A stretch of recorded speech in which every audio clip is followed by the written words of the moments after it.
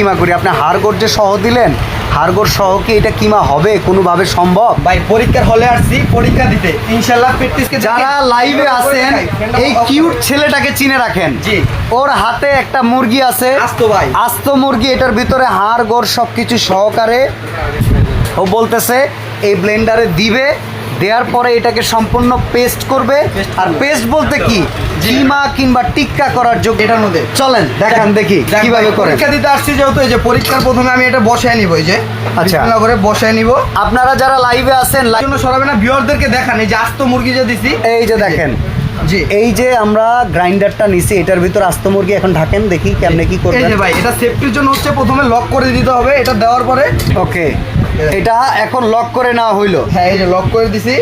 এই যে এখন বুলডোজারটা চালিয়ে দিব ভাই। হাড়গোড় সহকারেও ভাই আপনি টাইম গুনতে থাকুন, মাত্র 15 সেকেন্ডের মধ্যে এটা লকটা সম্পূর্ণ আগে খুলে নিতে হবে।